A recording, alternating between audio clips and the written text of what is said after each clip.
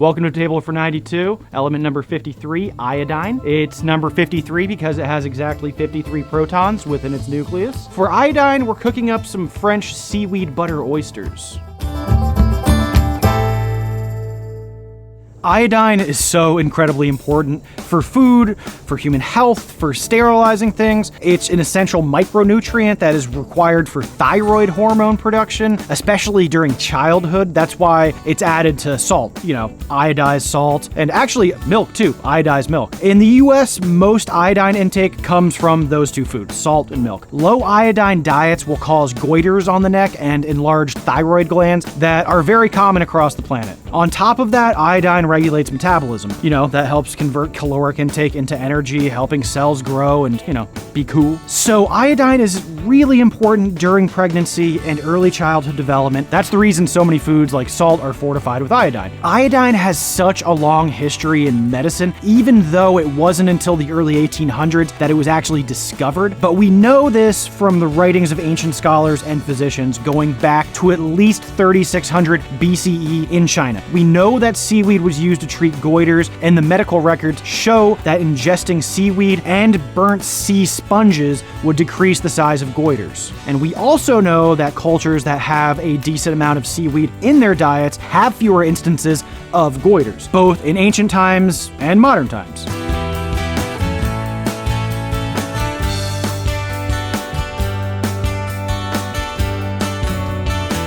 But weirdly enough, even though iodine-rich seaweed was clearly good medicine, physicians in the Western ancient world weren't totally sold on it. You always have to remember how terrible medicine was in the ancient world because of how much superstition was built into it. But records from the famous natural historians from Roman times have some very weird stuff to say about seaweed as medicine. Virgil and Horace both said nihil vilios alga, meaning nothing is more vile than seaweed. It was also a common phrase in Latin when emphasizing how worthless something was. It could be compared to seaweed. I kind of get it, like seaweed on the beach is kind of gross, like swimming in the ocean. When your leg touches some seaweed, it just definitely freaks me out a little bit. But the Romans were definitely missing out on some good medicine and some good food. At least as far as we know. Who knows what other people in the Roman times thought about seaweed? That's just the opinion of two guys from 2,000 years ago that happened to write some stuff down.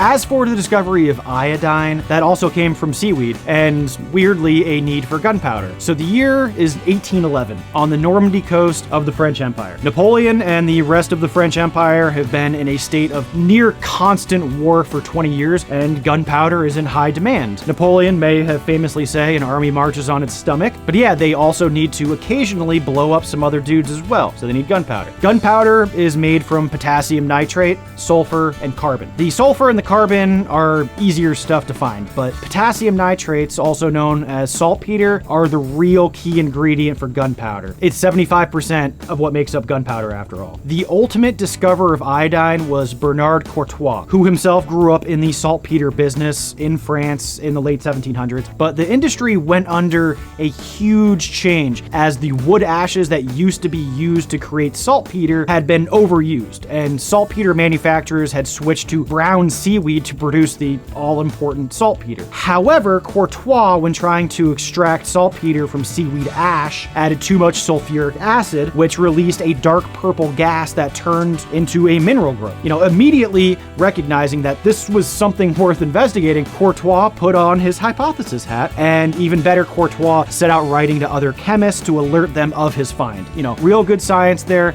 Gotta let the whole community know about it. So word eventually got to the great British chemist, Sir Humphrey Davy, who addressed the Royal Society of Chemistry in 1813 about the discovery of iodine. And while Courtois was the original discoverer, it was really other French chemists, and especially Humphrey Davy in England, whose research defined iodine and its compounds. So you can really see that in its naming. Originally, the French wanted iodine to go by the Greek word for violet from that vapor, ione. But Davy pointed out how similar iodine iodine was to chlorine and put forward the name iodine. He also pointed out that by naming it Ione, its compounds would be named Ionic and Ionian, which would have been confusing because that's the name of a whole area in ancient Greece. So the English not only beat Napoleon eventually, but also got to name iodine over the French guy who actually discovered it. By the 1820s, iodine was really well known and its medicinal properties were getting used widespread. While they didn't know about germs at the time, that would be another 60 years until that would generally be accepted, the germ theory. But yeah, they had multiple uses in medicine before the germ theory, from skin conditions to syphilis.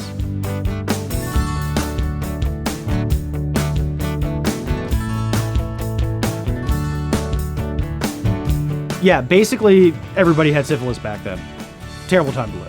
And even though doctors were pretty terrible in the 1800s, they were right about iodine treating syphilis, and that ended up being used as a medicine until 1935. And of course, the treatment of goiters once that was realized. And since iodized foods became widely available, countries that used to have really high rates of goiters pretty much don't have that problem anymore. And even still today, iodine is used for disinfection in surgery and in contaminated water supplies. As we discovered in the atomic age as well, radioactive iodine is released from both nuclear weapons and nuclear power plants that have leaked radiation. Potassium iodine tablets can prevent the radioactive iodine from being deposited in the thyroid. So I don't know what time, you're watching this when, but right now, Russia keeps firing artillery next to a fucking nuclear power plant in Ukraine, the biggest in Europe. And because of that, authorities all over Europe have been handing out iodine tablets to people that could be downwind from the plant if the Russians keep shelling next to a fucking nuclear power plant. You don't shell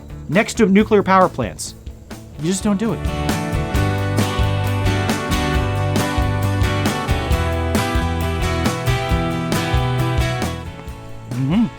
Unfortunately for Courtois, who rightfully discovered iodine, he did not do well in life after that. While he did receive an award by the French Royal Academy of Sciences in 1831, he died just 7 years later, completely broke. Courtois' obituary in the Journal of Medical Chemistry in France kind of rudely explains his discovery in later life. Quote, Bernard Courtois, the discoverer of iodine, died at Paris the 27th of September, 1838, leaving his widow without fortune. If, on making his discovery, Courtois had taken out a certificate of invention, he would have realized a large estate.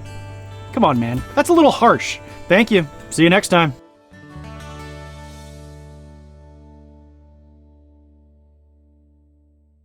So smash that subscriber button or something, please.